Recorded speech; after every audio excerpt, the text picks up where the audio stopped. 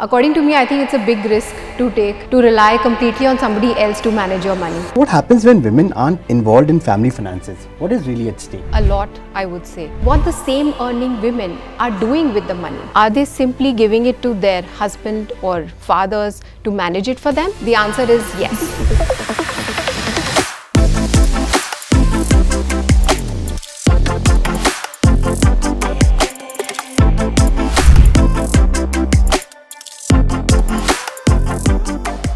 67% of working women in India still depend on male family members to make their financial decisions.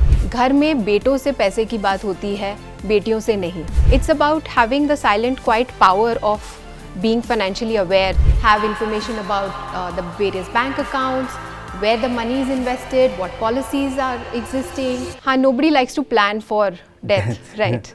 It is an uncomfortable topic.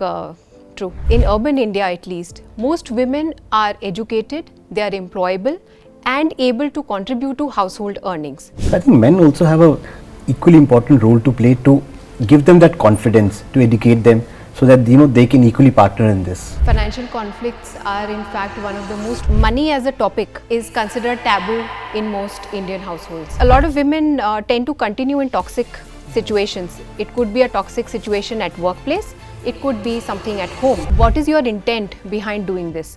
You are here to contribute, not to disrupt anything that he has built so far. What are the non-negotiables for women when it comes to financial planning? Buying an insurance policy is not enough. What is the point of it if the partner doesn't, the person who is nominated and the person who needs it isn't even aware of it? If you choose to stay out of managing your money and understanding your finances, I think it's a big risk that you are taking.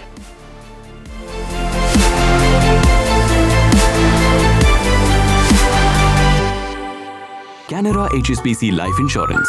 Promises का partner.